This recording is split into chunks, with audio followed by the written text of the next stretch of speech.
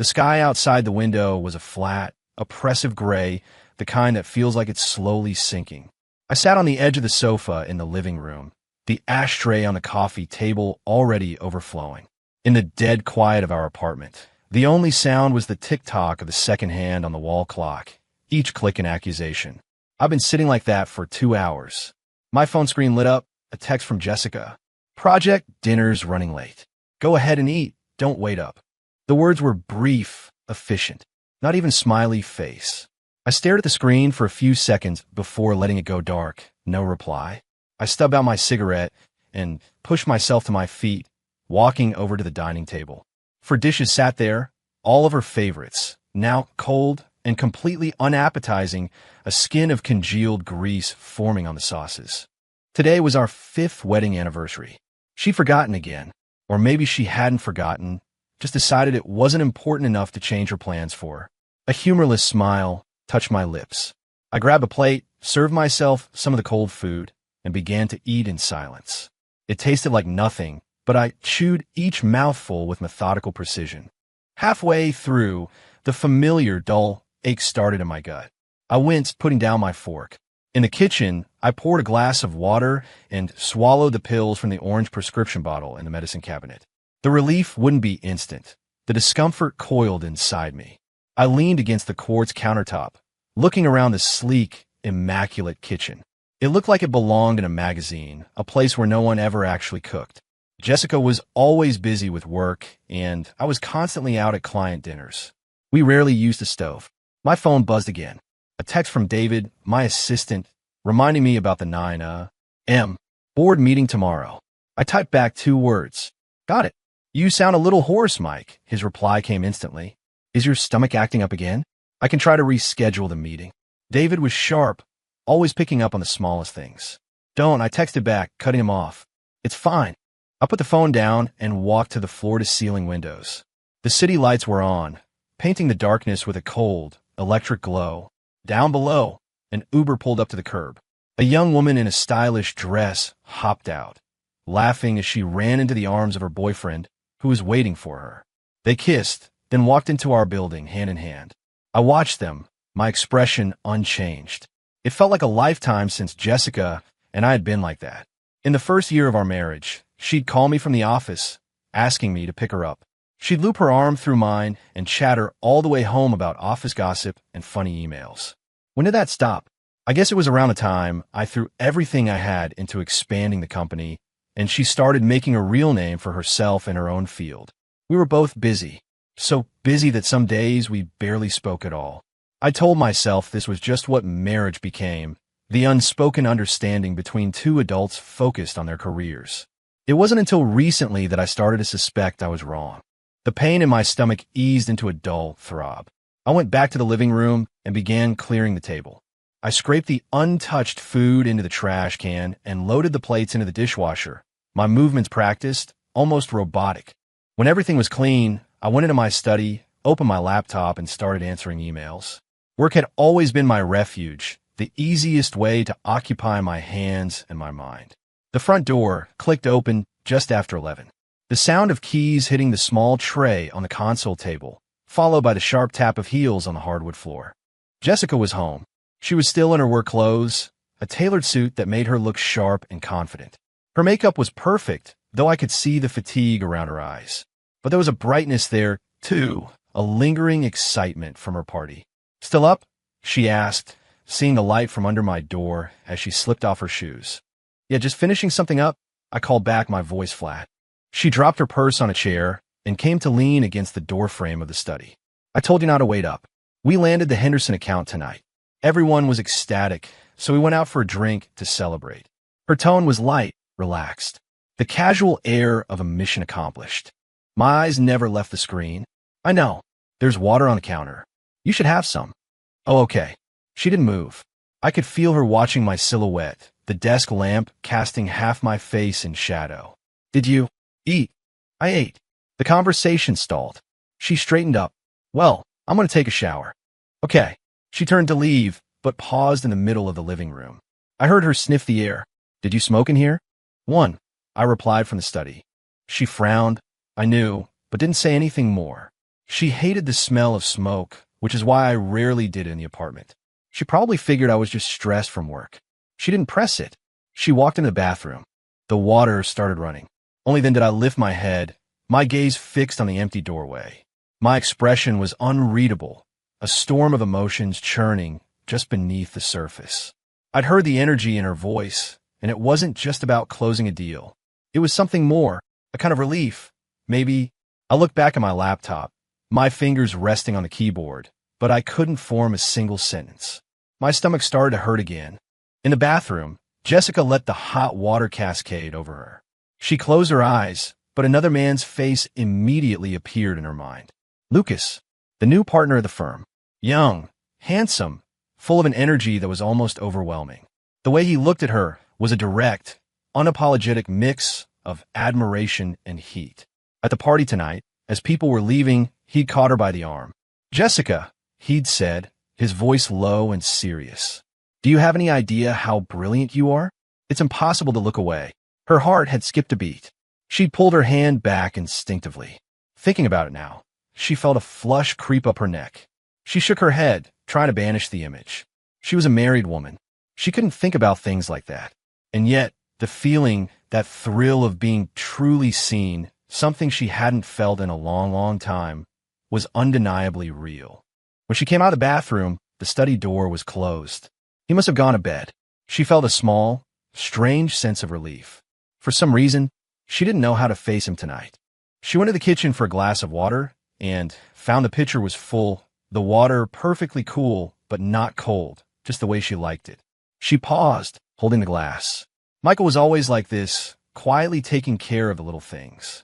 But sometimes that same silence felt like a wall, locking her out.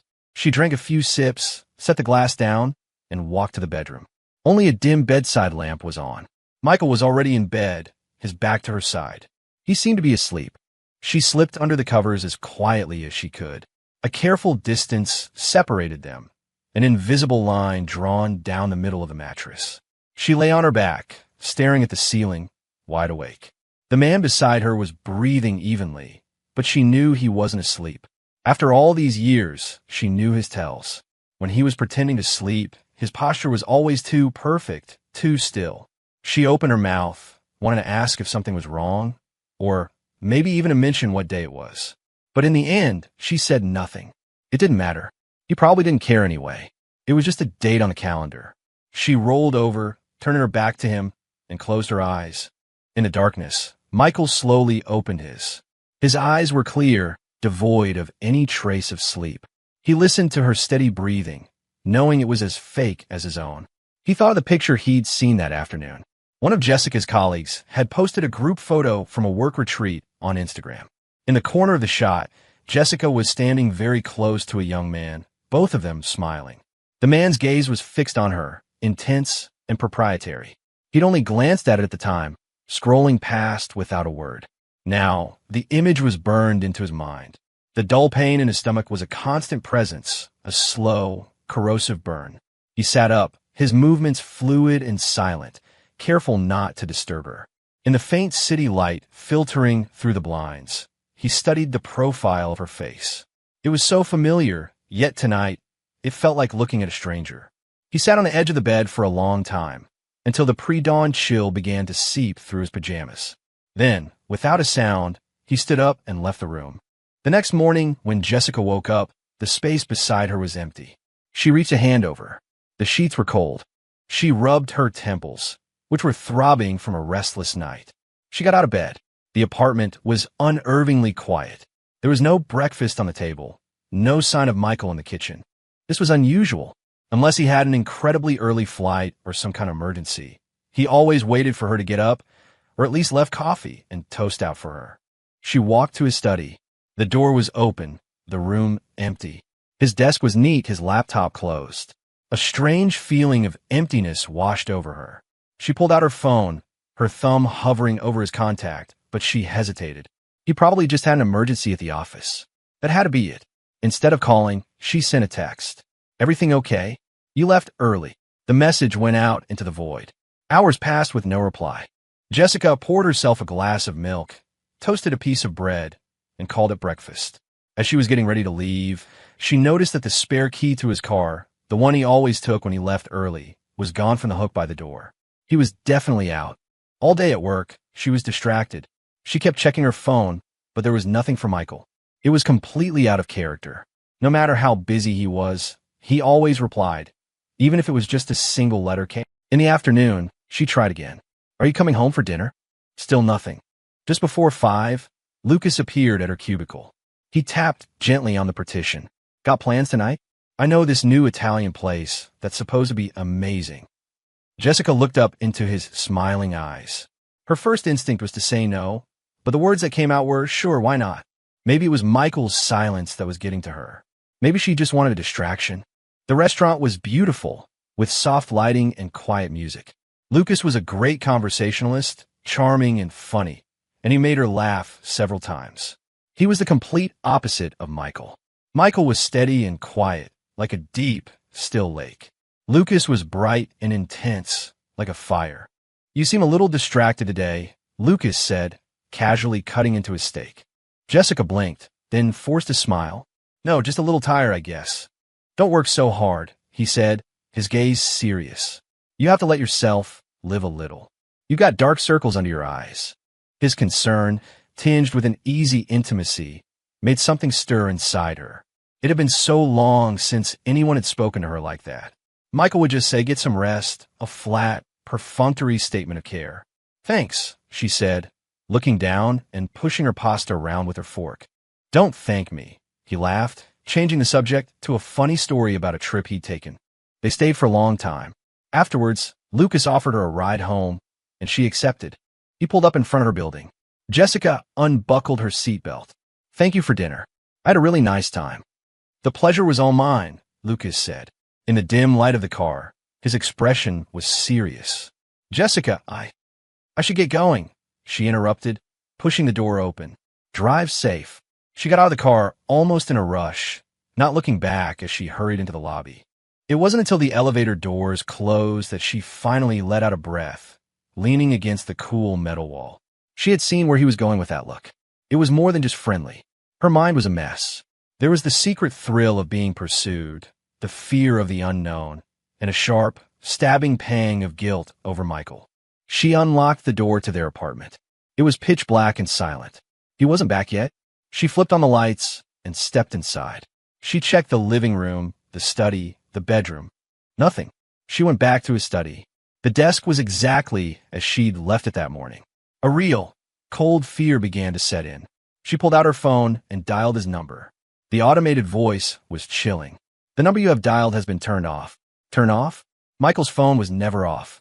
It was a lifeline for his work. A terrible premonition gripped her. Forcing herself to stay calm, she dialed the number for his assistant, David. He picked up after a few rings. Hello, Jessica. David sounded surprised to hear from her. David, hi. Sorry to bother you so late. Is Michael still at the office? His phone is off, and I can't reach him. She tried to keep her voice even. There was a 2-second pause on the other end. Then David's voice came back, hesitant. Michael, he didn't come in today. Jessica, you didn't know? He had me cancel his entire schedule for the next 2 weeks. He did it yesterday afternoon. Canceled his schedule? Jessica felt the blood drain from her face. Why? He didn't say. Just told me to clear his calendar. David sounded confused. I just assumed. I thought you two had a trip planned or something. A trip? Her heart sank like a stone. What trip? Yesterday was their anniversary, and she'd gone to a work party while he stayed home and smoked in the dark. Okay, I understand. Thanks, David. Jessica hung up, a tremor running through her body. Michael had canceled all his work, turned off his phone, and disappeared. Where did he go? Why hadn't he told her? She collapsed onto the sofa, her mind reeling. Was it a work trip? But he would have told her, and David wouldn't have been in the dark. She suddenly remembered his unnerving silence the night before, the ashtray full of cigarette butts. Could it be? A thought surfaced, unbidden and terrifying. Did he know? Did he know about Lucas? That was impossible. Nothing had happened between them. They were just colleagues who got along well. How could Michael have known? And even if he suspected something, was this his style? To just vanish without a word?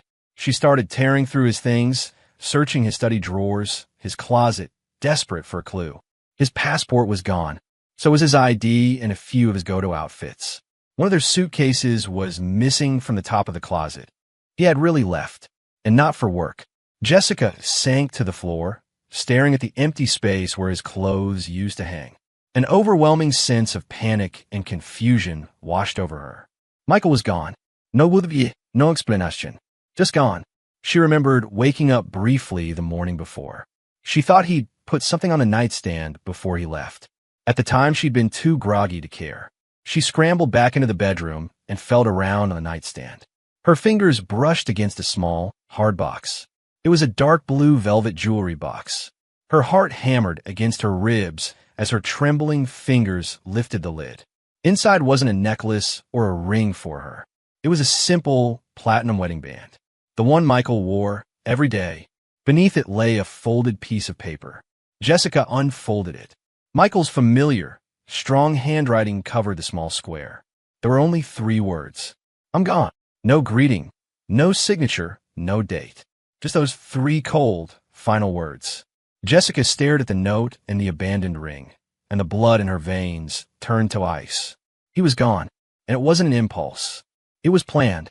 He'd cleared his schedule, packed a bag, and left before she ever got home. He'd left his wedding ring.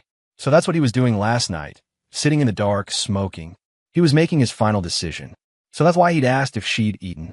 It was their last normal conversation. And what had she been doing? Feeling flustered and excited over another man's flirtatious comment. A wave of vertigo and terror crashed over her. She finally understood. Something essential, something she had taken completely for granted, had just shattered into a million pieces. The first week of Michael's absence passed in a nightmarish haze. Jessica called everyone she could think of who might know where he was, his parents in Ohio, distant cousins he barely spoke to. They all said they hadn't heard from him, and in turn, asked if she and Michael had been fighting. His mother's voice was tight with worry over the phone. Jess, honey, is everything all right? You know Michael, he keeps things bottled up. You have to be patient with him. Jessica could only manage a vague, non-committal reply. She even filed a missing persons report. The police took down the information, but explained that for an adult who leaves of his own volition, without any sign of foul play, there wasn't much they could do besides keep an eye out. It was as if Michael had simply evaporated. At the office, David was running interference, telling everyone that Michael was on an extended medical leave. But it was only a matter of time before rumors started to fly. Jessica forced herself to go to work every day, but her mind was elsewhere. She couldn't stop wondering where he was, why he'd left, and if it was truly because of her. Lucas seemed to notice her state. You okay? He asked, stopping by her desk. You seem off. Jessica looked into his concerned eyes, and the explanation died on her lips. What could she possibly say? My husband left me, and I think it's because he thought something was going on between us. She just shook her head. I'm fine. Just tired. He didn't push, only said, if you need anything, I'm here. His kindness felt like a lead weight. Going home to the empty apartment was the worst part. The silence was suffocating. The entire place was saturated with his presence. The mug he used for tea, the book left open on his nightstand, the old shirts still hanging in the back of his closet. Every object was a painful reminder that he was gone. She began to replay the last few weeks in her mind, searching for clues. He had been getting quieter, smoking more. One night she'd woken up and he wasn't in bed. She found him in his study, staring at a piece of paper. When she asked what it was, he just said it was a contract for work. Now she wondered if it was a contract at all. She remembered the time she and Lucas had worked late on a project. He'd given her a ride home, and they'd run into Michael in the lobby, just getting back from a business dinner. Michael hadn't said much, just a curt nod to Lucas before heading to the elevator.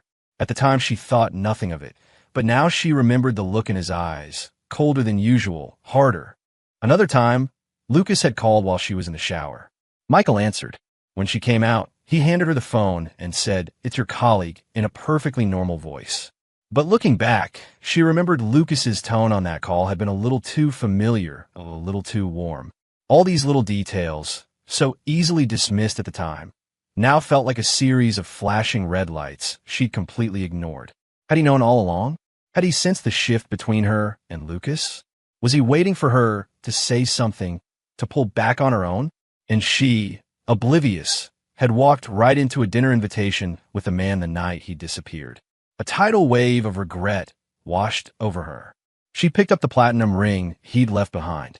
The cool, heavy metal sent a chill through her. He left his ring. Did that mean he wanted a divorce? The thought was a physical blow.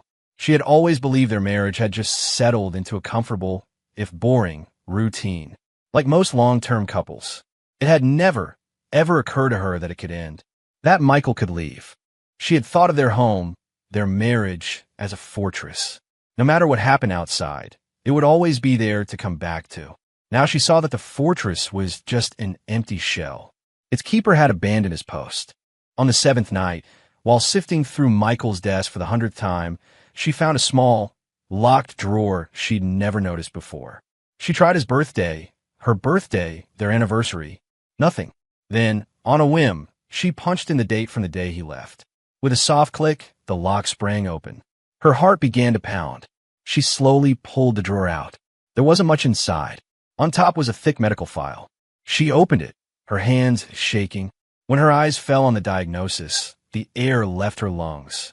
Stomach cancer, stage 4. The date on the report was from a month ago.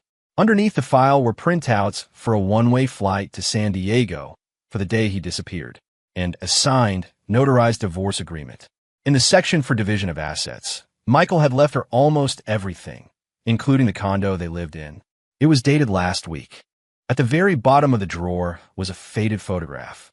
It was of the two of them, taken right after they graduated from college, standing in front of the campus gates. In the photo, Michael's arm was around her shoulders, his smile easy and bright. She was leaning into him, her own smile radiating pure, uncomplicated happiness. She turned the photo over. On the back, in his familiar script, were 4 words. For Jess, my constant star. Jessica held the photograph, staring at the cold, clinical words on the diagnosis, then at the generous, heartbreaking terms of the divorce, and all the strength went out of her. She slid down the side of the desk and crumpled onto the floor. The tears came then, a violent, silent storm she couldn't control. So that was it. It wasn't her stupid, pathetic little flirtation. He had known. He had known he was dying, and he had known she was drifting away. So he smoked in the dark. So he watched her with those sad, complicated eyes, and he chose the quietest, cleanest way to leave. He put all his affairs in order, left her with enough money to live comfortably for the rest of her life, and then walked away to face the end alone. He had even, in the cruelest way possible, given her the power. All she had to do was sign the papers, and she would be free, wealthy, and absolved.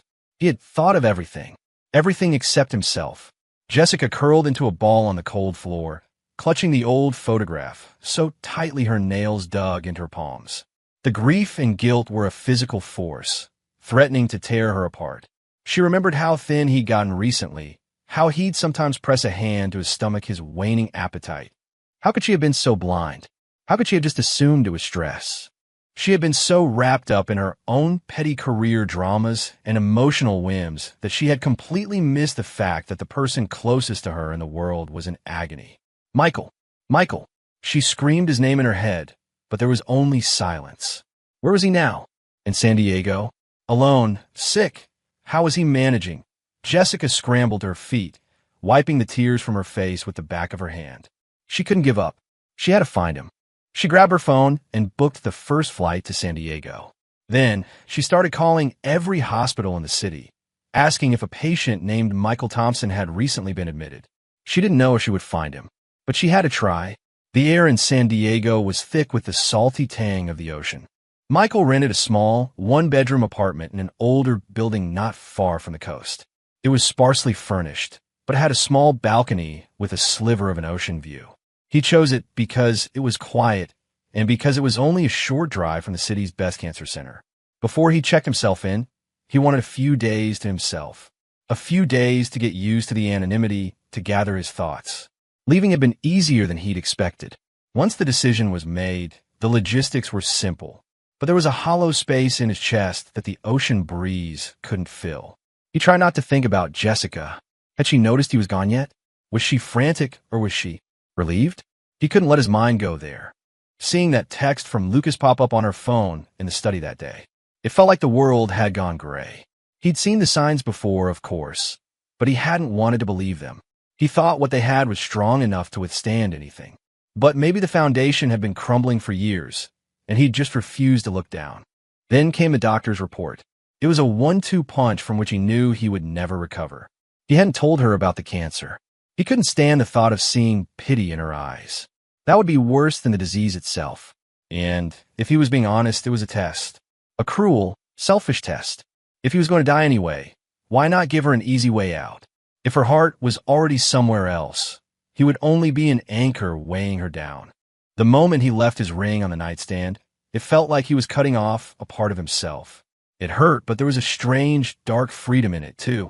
Here, in this empty apartment, he didn't have to pretend. He could let the pain show on his face. He could stare at the ceiling all night. He could curl up on the sofa when the spasms in his stomach became unbearable, sweat beading on his forehead. The loneliness was absolute, but in it, he found a strange kind of peace. Sometimes he would stand on the balcony and watch the ocean. The water glittered under the California sun, vast and endless. In the face of such immensity, life and death seemed less important. He took out his phone and turned it on. A flood of notifications poured in. Missed calls and texts, mostly from Jessica, but also from David and his parents. He skimmed Jessica's messages. They progressed from simple questions. Where are you? Why aren't you answering? To frantic pleas. Michael, where are you? I'm so worried. And then, the last one, a voice message, her voice choked with tears. Michael, I saw the doctor's report. Please just call me. Please. His finger hovered over her name. Then, his face a mask of stone, he turned the phone off, snapped the SIM card in half, and dropped the pieces in the trash. There was no point. He had chosen this path. He couldn't turn back now. He couldn't give her a reason to hesitate. He had an appointment at the hospital the next day to begin treatment. He knew it would be a long, painful road with a predetermined end. He just wanted to make the time he had left as bearable as possible. He went downstairs to a small market to buy some essentials. There was a fruit stand near the entrance, run by a friendly woman with a loud voice. Hey there, you new to the building? Don't recognize you. You should buy some oranges, they're extra sweet today. Michael stopped. Jessica loved oranges, but hated peeling them. He used to do it for her, handing her the neat segments. 2 pounds, please, he said. You got it, she said, weighing them out. You live here alone? He mumbled a non-committal reply. Well, you take care of yourself, you hear? You look a little pale. Make sure you're eating right, she chattered, handing him the bag. He thanked her and walked away. The casual, anonymous kindness of a stranger was a small comfort, quickly swallowed by the vastness of his isolation. Back in the apartment, he set the bag of oranges on the table, but didn't eat one. He just sat, watching the sky darken outside his window. The pain started again. He shook a few pills into his hand and swallowed them with water. The side effects made him dizzy and nauseous. He remembered the first time he'd had a stomachache like this. It was in college, after he'd pulled 3 all-nighters to finish a project. Jessica had panicked, running to the campus clinic for medicine, then waiting outside his dorm until he'd finished the hot soup she'd brought him. Her eyes had been so clear then, so full of him. What had time done to them? Or had it just revealed who they really were all along? He closed his eyes and leaned his head back, letting the memories and the pain wash over him. He had no way of knowing that, on the other side of the city, Jessica was dragging her suitcase out of the airport. The flight information gave her a starting point, but finding one person who wanted to be hidden in a city of millions was like looking for a needle in a haystack. She checked into a cheap motel and started her search. She went from real estate office to real estate office, showing his picture, asking if anyone had rented an apartment to him. She walked the halls of the oncology wards of every hospital in the area, hoping for a miracle. She couldn't bear to think of what he was going through. Stage 4 cancer. How much pain was he in? And who was taking care of him? The thought drove her to the brink of madness. For the first time, with painful, terrifying clarity, she knew she couldn't lose him. Whatever problems they had, whatever stupid, meaningless flirtation she'd entertained, none of it mattered. She had to find him. She had to tell him she was sorry. She had to tell him she'd been a fool. She had to tell him that the only person she had ever truly loved was him. The city glittered under the night sky. Two people who had once been the closest in the world were now in the same city, under the same stars, separated by an impossible distance, each bearing their own private agony. Michael checked into the hospital. The tests confirmed his diagnosis. It was worse than they'd thought. The cancer had spread. The doctor laid out a chemotherapy regimen, his expression grim. He told Michael to be prepared. The chemo was brutal. Violent nausea, a complete loss of appetite, his hair falling out in clumps. He grew thinner by the day, his eyes sinking into dark sockets, his skin the color of ash. He refused a full-time caregiver, hiring someone for only a couple of hours a day to clean his room and prepare some broth. Most of the time, he was alone, watching the poison drip into his veins or staring at the blank patch of sky outside his window. The patients in the beds around him came and went. Some were cheerful, others despondent. Michael barely spoke to any of them. He had sealed himself in a glass box, shutting out the world. Sometimes he would take out the old, faded photograph of him and Jessica. The brighter their smiles in the picture, the bleaker his reality felt. His oncologist was Dr. Evans, a kind, middle-aged man who always tried to make conversation during his rounds. "Mr. Thompson, have you notified your family?" he asked one day, looking at his chart. Michael stared out the window. "They don't know," he said flatly. Dr. Evans sighed. "In your condition, it's really best to have family here. This is too much for one person to bear alone." Michael didn't answer. He had to bear it. This was his choice.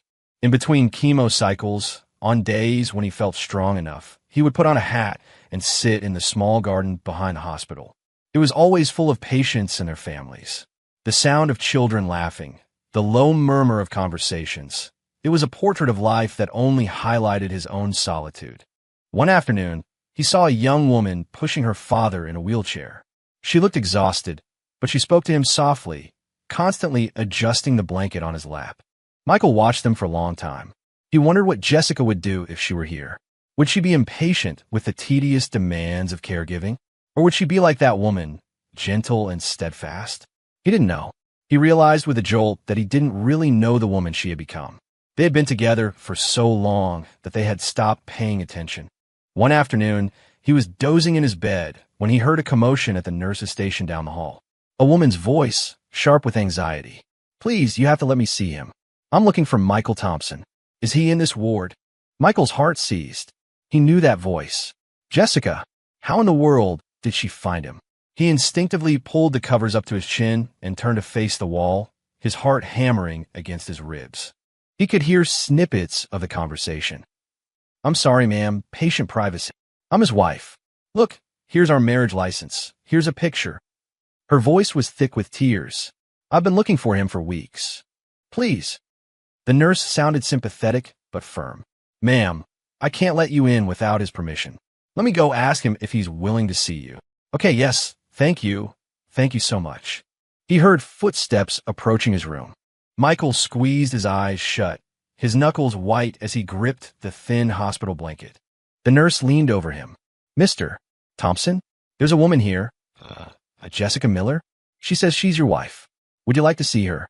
Without turning around, his voice came out a raw, cold whisper. "I don't know her. Tell her to leave." The nurse was taken aback. "Sir, she has your marriage license." "I don't know her," he repeated, his tone leaving no room for argument. "All right," the nurse said and walked away. He heard her quiet voice at the door. "I'm so sorry, Ms. Miller. Mr. Thompson says he doesn't know you." "What? That's impossible." Jessica's voice was a cry of disbelief. "He said that? But he doesn't know me?" "Yes. I think it's best if you leave." "No, I'm not leaving. He's in there. Michael. Michael, come out. Why are you doing this?" She was screaming now, her voice breaking with despair. Michael lay perfectly still, a stone statue in the bed.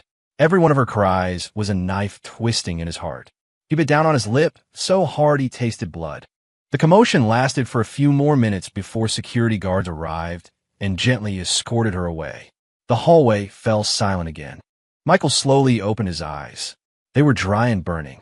He stared at the white ceiling tile above him as a single, hot tear escaped and disappeared into his hairline. He'd done it. He had pushed her away in the cruelest way imaginable. It was better this way. Let her hate him. Let her move on.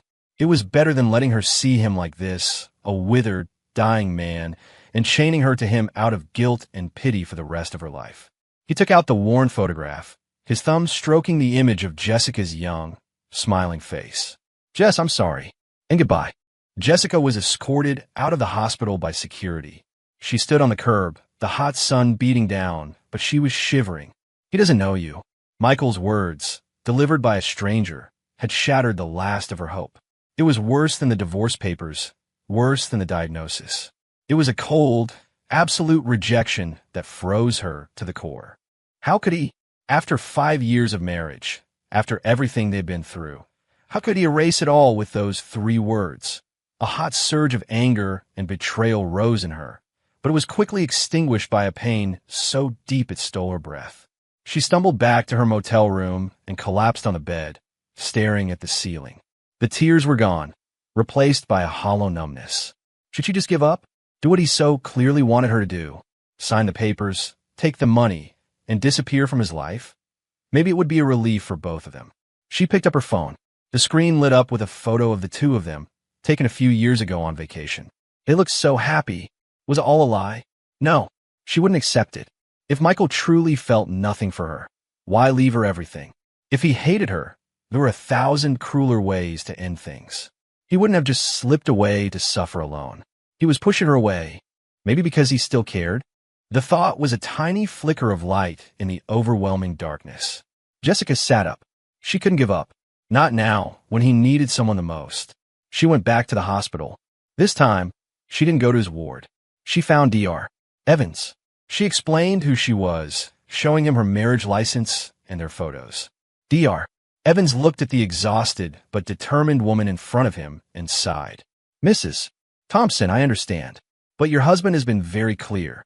He wants to go through this alone. Doctor, please, just tell me how he's doing, she begged. I'm his wife. I have a right to know. Dr. Evans hesitated, then told her everything. He didn't sugarcoat it. The words advanced, spreading. Poor reaction to chemo hit her like physical blows. He's in a lot of pain, isn't he? She whispered, her voice trembling. Yes, Dr. Evans said gently. Physically and emotionally. He's withdrawn completely. That's not good for his treatment. Jessica was silent for a moment. Then she looked up, her eyes blazing with a new resolve. Dr. Evans, can I ask you for a favor? Don't tell him I was here, but I need your help. She explained her plan. From that day on, Michael noticed small changes. The bland hospital food was replaced by meals that were surprisingly delicious and easy on his stomach. Sometimes, a container of homemade soup would appear on his tray, the taste. Bagli familiar, a soft, comfortable beanie hat, the exact style he would have chosen for himself, was left on his nightstand. When the pain was bad at night, a nurse would happen to come in and administer another dose of morphine without him having to ask. If he idly mentioned a craving for something, it would mysteriously appear on his lunch tray the next day. He wasn't a fool. He asked the nurses, but they just smiled and said the hospital was upgrading its patient care services. He was too weak to argue. He couldn't deny that in the midst of all the pain and loneliness, these small, anonymous kindnesses were a comfort, a warmth he couldn't explain but couldn't resist. One afternoon, after a particularly bad round of chemo, he was lying in bed, completely drained. He felt a cool, damp cloth gently wiping his forehead and mouth. The touch was impossibly soft, careful. He forced his heavy eyelids open. Through his blurry vision, he thought he saw a familiar, slender figure disappearing out the door. Was he hallucinating? He closed his eyes and gave a weak, cynical smile. It couldn't be her. He'd pushed her away. She was gone. Besides, the figure he'd seen looked thinner than he remembered Jessica being. But a small, traitorous part of his heart fluttered with hope. Michael's condition worsened. A sudden infection sent him into a high fever and delirium. He was rushed to the ICU. Jessica found out from Dr. Evans and ran to the hospital. She stood outside the glass wall of the ICU, watching him lie motionless in the bed, hooked up to a tangle of tubes and wires. His face was gray, lifeless. Only the beeping machines assured her he was still alive. She felt her own heart stop. She stayed there for days, sleeping on a bench in the hallway, eating whatever she could find from a vending machine. She prayed harder than she had ever prayed in her life. A few days later, he stabilized and was moved back to a regular room.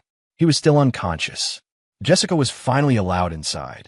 She sat by his bed, her heart aching as she looked at his face, so thin and gaunt he was almost unrecognizable. Tears streamed down her face as she gently took his hand. It was cold and bruised from the 4 lines. She wrapped both of her hands around it, trying to warm it with her own. "Michael," she whispered, her voice choked. "I'm so sorry. I'm so sorry." She didn't know if he could hear her. "I found our picture. The one from college. I saw what you wrote on the back. My constant star. I'm sorry, Michael. I forgot. I let our stars go out. I was wrong. I shouldn't have ignored you. I shouldn't have let you go through this alone. And I shouldn't have been so friendly with Lucas. Nothing happened, I swear.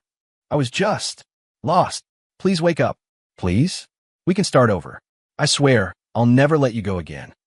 She talked for hours, whispering memories, regrets, and desperate promises for a future that was slipping away. Under her touch, Michael's finger twitched. She didn't notice. A few days later, he woke up. The first thing he saw was Jessica, asleep in the chair next to his bed, her head slumped forward, still clutching his hand. She was so much thinner.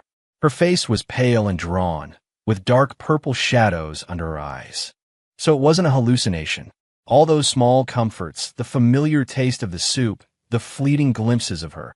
It had been her all along. She had never left. He watched her sleep, a war of emotions raging inside him. He was angry that she had disobeyed him, frustrated that she was tying herself to a dying man. But underneath it all was a deep, profound ache of love and gratitude he couldn't deny. He had missed this. He had missed her. Jessica's eyes fluttered open, and she found him staring at her. A look of sheer joy washed over her face. "Michael, you're awake. How do you feel? Are you in pain? I'll get the doctor." She started to get up, but he squeezed her hand. His grip was weak, but it was enough to stop her. "Why? Didn't you go?" he rasped, his voice barely a whisper. Tears welled in her eyes again. She squeezed his hand back. "I'm not going anywhere. You're stuck with me. So don't even think about trying to get rid of me again." He closed his eyes, a muscle working in his jaw. When he opened them again, his gaze was full of a deep, weary sadness. "I look terrible." "Don't be stupid," she said, managing a watery smile. "You're the most handsome man I've ever seen. You're a warrior. You're fighting." He didn't say anything else, but he didn't let go of her hand. He had let her back in. From that day on, Jessica became his official caregiver. She quit her job and rented a small apartment near the hospital. Her life became a simple, grueling routine of cooking, cleaning, and caring for him. She learned to make nutritious meals he could tolerate. She massaged his stiff muscles. She read to him, told him stories, or just sat with him in silence. Michael was still quiet, but the wall of ice around him had begun to melt. He ate her food. He let her help him walk a few steps down the hall. He would even manage a faint smile when she told a particularly bad joke. They never spoke of the past, of Lucas, of the divorce papers. It was as if a silent truce had been called. But Jessica knew things were different. There was a new intensity in his gaze when he looked at her, a mixture of wonder and sorrow. One night, after she had given him his medicine, he spoke. "The papers. Did you sign them?" Jessica froze. "No," she said, her voice soft. "I ripped them up." He was silent for a long time. "That was for you. To protect you." "I don't need that kind of protection," she said, her eyes meeting his. "I just need you." He looked away, out the window. "I can't give you anything. You being alive is everything," she whispered, leaning over and gently hugging him, burying her face in the hollow of his shoulder. "Michael, let's start over. I don't care if we have a day, a month, or a year. Let's just start over." His body was rigid for a moment. Then, slowly, he lifted his free hand and rested it on her back. That small gesture was all it took. The tears she had been holding back streamed down her face. She had finally broken through. With Jessica by his side, Michael's condition stabilized. The latest scans showed that the cancer had stopped spreading. It wasn't a cure, but it was a miracle. Dr. Evans said that her presence, her love, was a powerful medicine. Michael's spirit rallied. He had more energy, a little color returned to his face. He could even sit in a wheelchair in the garden, for an hour at a time. Their conversations were still quiet, but they were no longer strained. One evening at sunset, Jessica was pushing his wheelchair through the garden. "How are you feeling?" she asked. "Okay," he said, his eyes on the orange and pink clouds. "A little stronger than yesterday." "Good. I found a recipe for a new fish soup. I'll make it for you tomorrow." "Okay," he said. After a moment, he added, "Thank you, Jess, for all this." She stopped and crouched in front of him, looking into his eyes. "Don't thank me. Being here with you. This is a gift." He looked at her, his expression softening. He reached out a trembling hand and brushed a stray strand of hair from her forehead. She caught his hand and pressed it to her cheek. "We haven't had a moment like this in a long time," she said, her voice thick with emotion. "No," he agreed. "Let's have more of them." He looked away at the setting sun, and when he looked back at her, his eyes were clear and serious. "Jessica, yes. And it's a big if. But if I get better," he said, his voice quiet but firm. "Let's have a baby." Jessica stared at him, stunned. Then, a wave of joy so intense, it was painful crashed over her. It was more than a proposal. It was a promise of a future. She nodded, tears streaming down her face. "Yes, yes, a little boy who looks just like you." For the first time in months, a real, genuine smile spread across Michael's face. He reached out his other hand and clumsily wiped her tears away. "Don't cry. I'm happy," she sobbed, laughing through her tears.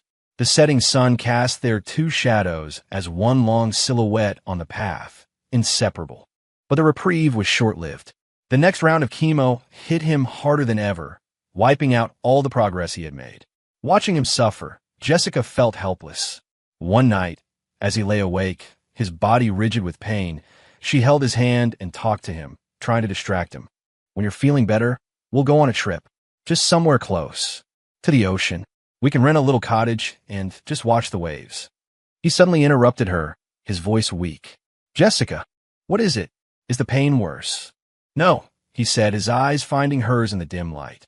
Can you really forget the past?"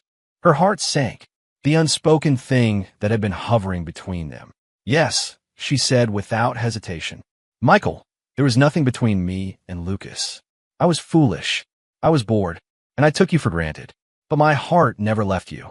It wasn't until I found your ring, until I saw that diagnosis, that I realized what a fool I had been. That silly crush meant nothing.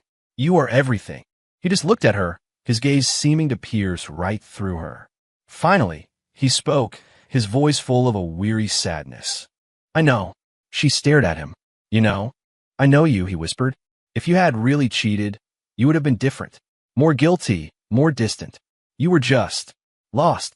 "Then why?" she choked out. "Why did you leave?" He looked away. "I was scared." "Scared of what?" "Scared of watching you stay with me out of pity. Scared of becoming a burden. Scared that one day I would see you look at me." With disgust, his voice was raw, vulnerable. "I wanted you to remember me as I was." "You idiot," she sobbed, leaning over and hugging him. "You big, stupid idiot. I can never feel that way. I love you, not out of pity, because I love you. The strong, proud Michael, and the scared, vulnerable Michael. All of it." His body trembled in her arms. He closed his eyes and held her, his arms wrapping around her with all the strength he had left. The last wall between them had finally crumbled. After that, they were closer than ever. He fought harder in his treatments. She devoted every second to his comfort. But the disease was relentless. After a serious complication, he was confined to his bed, barely conscious most of the time. He knew the end was near. One sunny afternoon, he was lucid. He asked her to bring him a small notebook from his bedside table. "What's this?" she asked. "Open it," he whispered. Inside, in his weakening handwriting, was a list of all their bank accounts, passwords, and investments. A detailed instruction manual for the life she would have to live without him. Her hands trembled, and a tear splashed onto the page, smearing the ink. "Why would you do this?" she cried. He took her hand. "Don't cry. Someone has to take care of you. I worry. I don't want this," she sobbed, clutching the notebook to her chest. "I just want you." "Jessica, listen to me," he said, his voice gentle. "These last few months, they've been a gift. I was wrong to push you away. Being with you, having you take care of me, it's made me happy." He smiled faintly. "When the time comes, don't be too sad. Scatter my ashes in the ocean. I'd like that. Stop it. Please, stop talking like that, she pleaded, burying her face in his chest. He stroked her hair. Live a good life, Jessica. Live for both of us. And if you meet someone else.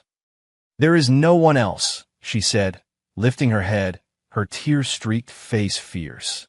Do you hear me, Michael? It's only ever been you. And it will only ever be you. You're not getting rid of me that easily. I'll find you in the next life, and the one after that. He looked at her, his eyes full of love and sorrow. Okay, he whispered, a tear sliding from the corner of his eye. It's a deal. A few days later, on a quiet, sun-drenched morning, Michael died peacefully in her arms. His face was calm, the faintest hint of a smile on his lips. Jessica didn't scream or cry. She just held him, her face pressed against his, as his body grew cold. She scattered his ashes in the Pacific Ocean, just as he had asked. The wind caught them and carried them out over the waves, and he was gone. She stood on the rocky cliff, the sea breeze on her face. She felt a profound sadness, but also a strange sense of peace. She placed a hand on her stomach. A new life was growing inside her, a gift from their last good days together. See, she whispered to the ocean. I told you you were stuck with me. The waves crashed against the shore, as if in reply. 3 years later, a little boy with his father's dark, curly hair and serious eyes ran laughing across a sandy beach, a bright pinwheel spinning in his hand. Jessica watched him, a gentle smile on her face. Leo, slow down. You'll fall. He just giggled and ran faster. She sat on a blanket, watching her son, then looked out at the endless blue of the ocean. The last 3 years had been hard, but every time she looked at Leo, she saw Michael, and she found the strength to go on. She had taken over the parts of his company he had left to her. With David's help, she had learned the ropes. She didn't try to grow the business, just kept it stable. It was more than enough. Life was quiet, but it was full. She never dated. Lucas had sent a few polite emails over the years, which she had answered with equal politeness. Her heart was full. There was no room for anyone else. Leo, tired from his running, collapsed in her lap. Mama, the water is so big. Yes, it is, she said, hugging him tight. And Daddy is out there, watching over us. Leo looked at her with his big, curious eyes. Daddy. Yes, Daddy, she said, her gaze drifting back to the horizon. He loves you and Mama more than anything in the world. Leo snuggled against her, and she held him, feeling the warmth of the sun on her skin. She remembered Michael's last words to her. Live a good life, Jessica. Live for both of us. She had not let grief destroy her. She was raising their son. She was carrying on his legacy. She was living every day with his love in her heart. It wasn't a perfect ending, but it was real. Their love hadn't died. It had simply changed form. It was in the sea breeze, in the warm sun, in the sound of her son's laughter. Mama, let's go home, Leo mumbled into her shoulder. Okay, baby, let's go home. She stood up, lifting him into her arms. She took one last look at the vast blue ocean. Then she turned and began the steady walk home. End.